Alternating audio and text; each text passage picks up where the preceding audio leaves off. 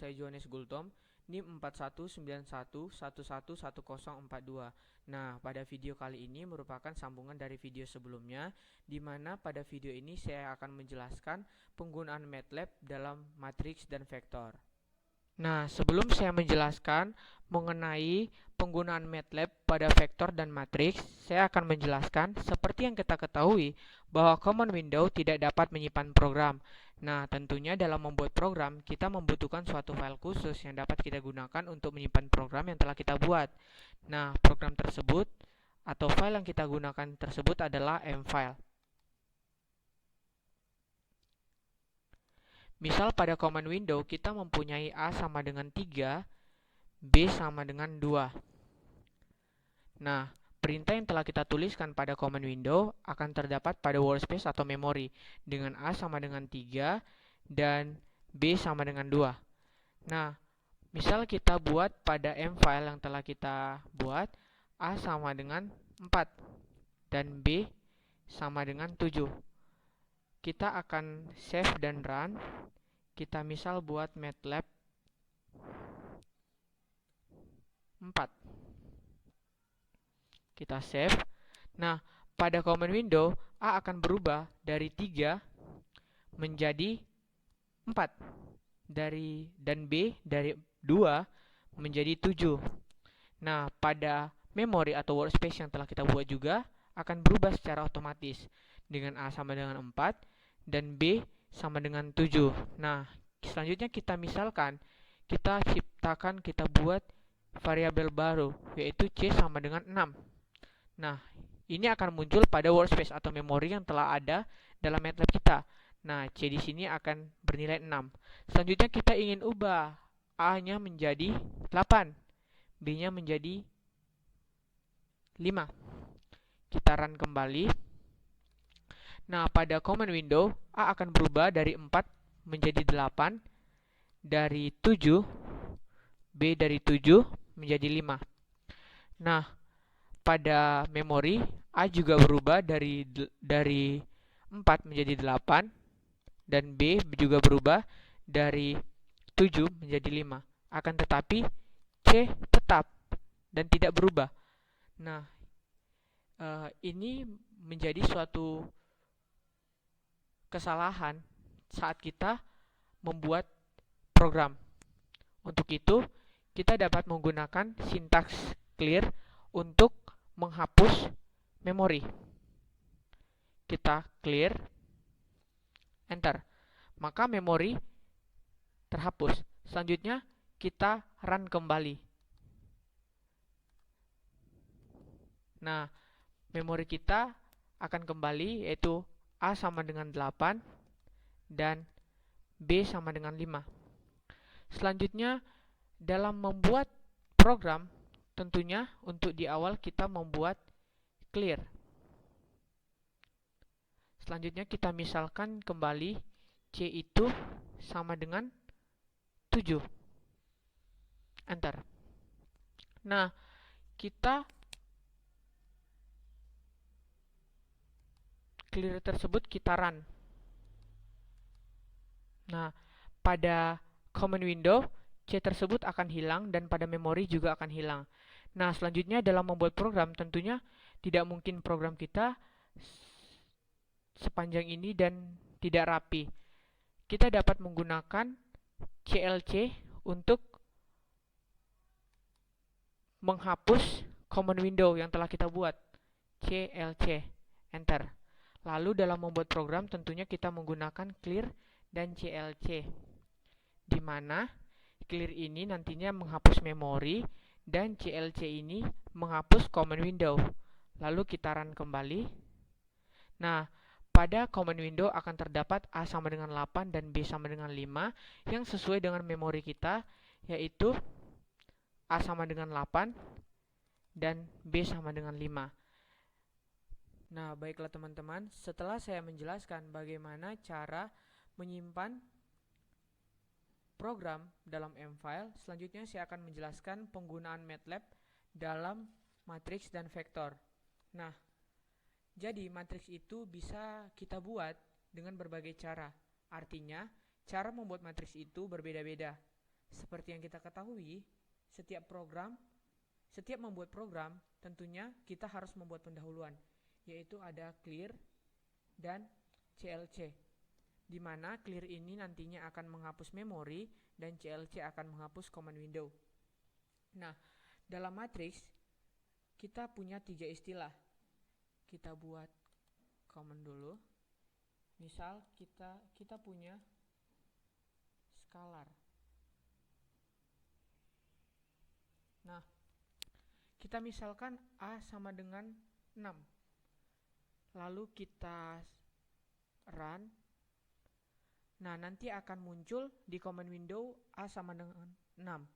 Nah, ini adalah scalar, tidak punya arah, bukan matriks, tapi punya nilai.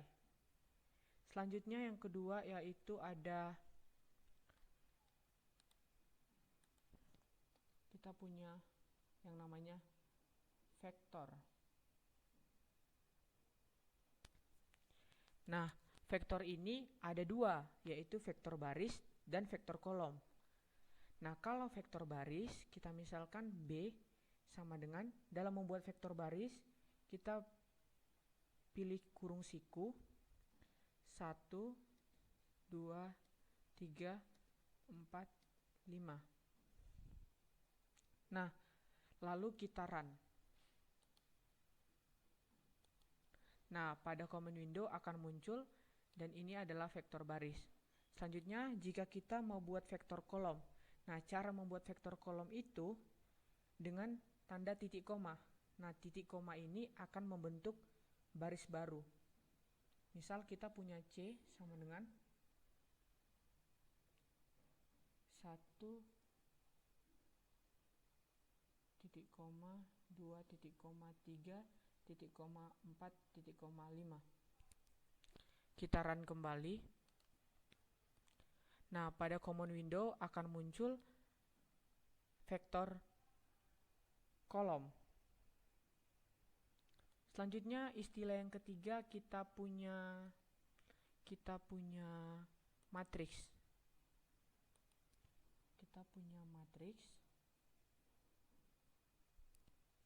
Nah, misal kita mau buat matriks 3 kali 3 sama dengan sebelumnya, yaitu vektor baris dan vektor kolom. Hanya saja pada membuat matriks 3 kali 3 ini kita harus buat titik koma baris titik koma baris titik koma baris. Nah, kita misalkan D sama dengan 1 2 3 titik koma 4 5 6 titik koma 7 8 9 titik koma. Lalu kita run kembali. Nah, pada command window akan muncul matriks dengan ordo 3 kali 3. Jadi yang pertama kita punya scalar, kita punya vektor baris, kita punya vektor kolom, dan kita punya matriks. Nah, baiklah teman-teman, agar penjelasan lebih mudah, kita dapat membuat titik koma. Nah, titik koma ini agar nanti perintah yang telah kita tulis di editor itu tidak muncul di command window. Nah, sekarang kita sudah punya vektor dan matriks. Selanjutnya kita ingin buat yang namanya transpose.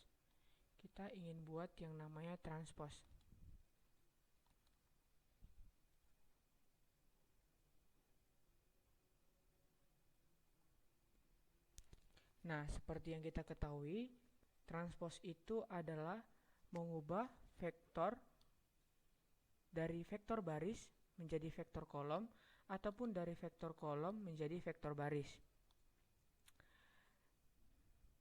Misal kita run dulu. Misal kita mau panggil B. Lalu kita mau buat B transpose. Nah, dalam penggunaan MATLAB itu transpose ditandakan dengan tanda kutip, maka B kutip enter. Nah, di command window B yang awalnya vektor baris akan berubah menjadi vektor kolom. Nah, inilah yang dinamakan dengan transpose. Misal kita ingin panggil C, lalu kita ingin membuat C transpose. Nah, C-nya yang awalnya dari vektor kolom menjadi C transpose menjadi vektor baris.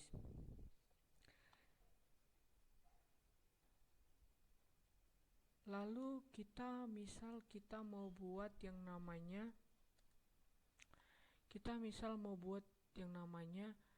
transpose dari matriks ordo 3x3.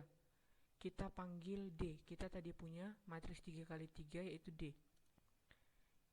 Sama aja kita buat D kutip, maka akan muncul transpose dari matriks D, yaitu baris menjadi kolom, kolom menjadi baris. Nah, seperti yang kita ketahui bahwa orang-orang sering menyebut transpose itu dengan T. Lalu kita ingin misalkan bahwa BT itu sama dengan B transpose. Selanjutnya kita ingin misalkan CT itu sama dengan C transpose. Dan DT itu kita ingin misalkan D transpose. Maka kita run. Nah, akan muncul BT itu adalah B transpose, CT itu adalah C transpose, dan DT itu adalah D transpose. Selanjutnya, selain transpose, kita bisa lakukan penjumlahan dan pengurangan vektor, di mana penjumlahan dan pengurangan ini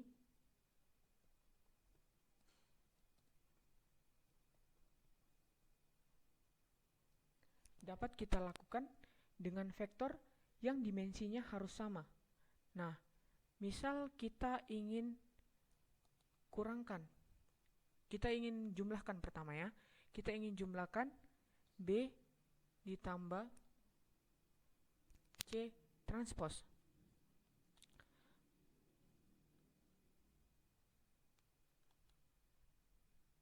Kita ingin jumlahkan B dan C transpose. Maka kita run. Nah, kita memperoleh bahwa penjumlahan dari B tambah C transpose itu adalah 2, 4, 6, 8, 10, yaitu vektor baris. Karena yang kita jumlahkan keduanya dimensinya sama, yaitu vektor baris. Lalu kita ingin kurangkan. Misal kita ingin kurangkan B transpose dikurang C. B transpose dikurang C.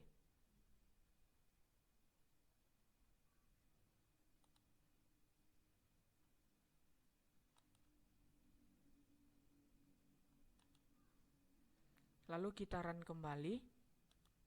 Nah, di sini kita peroleh hasilnya yaitu vektor kolom juga.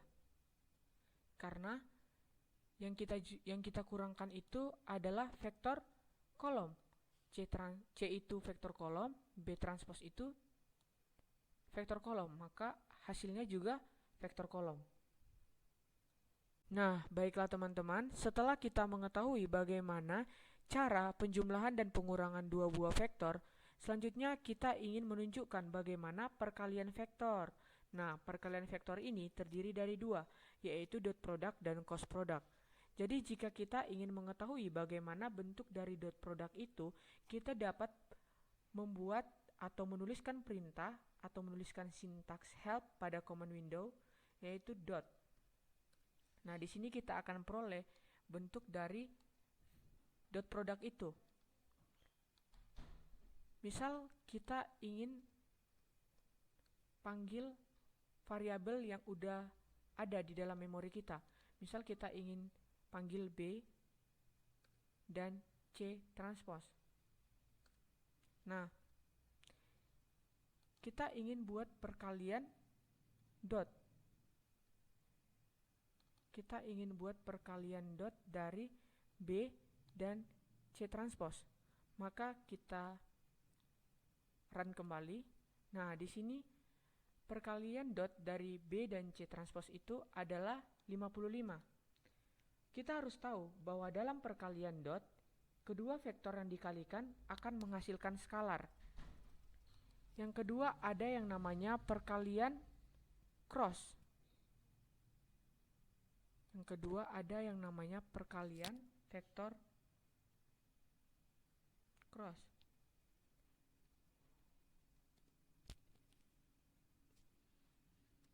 Nah, perkalian vektor cross ini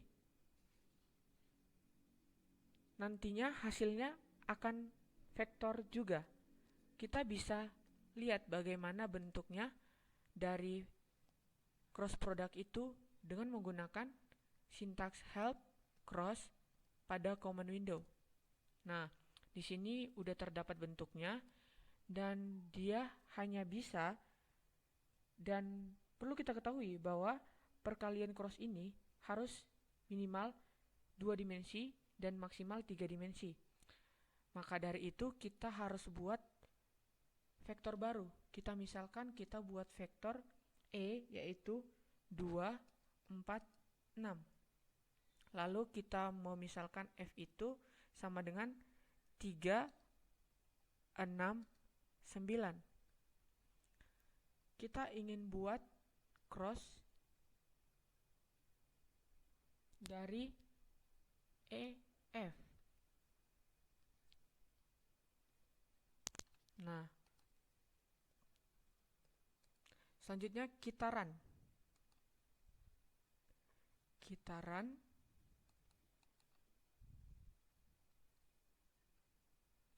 Sebelumnya saya buat highlightnya dulu. Nah, selanjutnya kita run.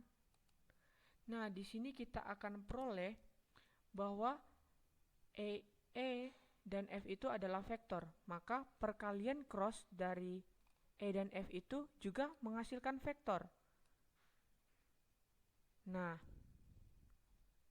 ini merupakan pembeda antara cross dan dot.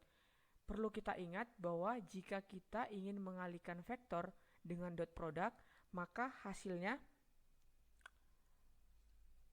skalar. Dan jika kita ingin mengalihkan vektor, dua buah vektor dengan cross product, maka hasilnya vektor juga.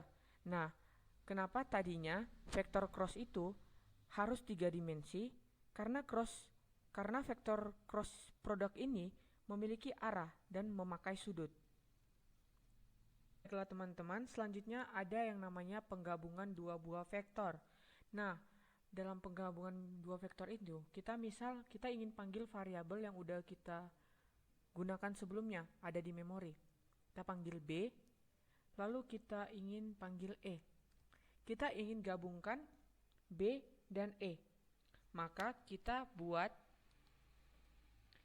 misalkan G sama dengan kita ingin gabungkan B dan E. B spasi E. Lalu kita run. Nah, di sini akan muncul G itu dan B ada di depan dan E terletak di belakang B. Selanjutnya kita misalkan saya buat highlightnya dulu.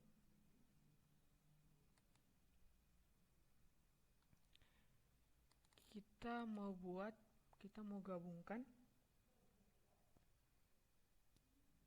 C transpose di bawah B.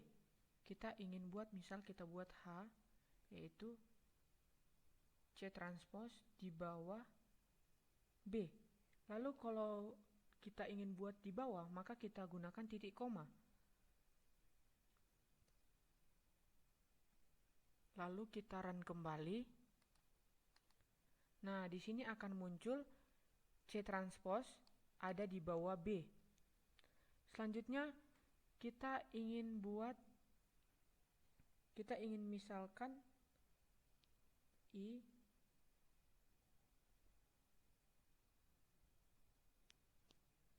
kita ingin buat E itu di bawah B. Kita ingin gabungkan. Kita run. Nah, di sini dia akan error.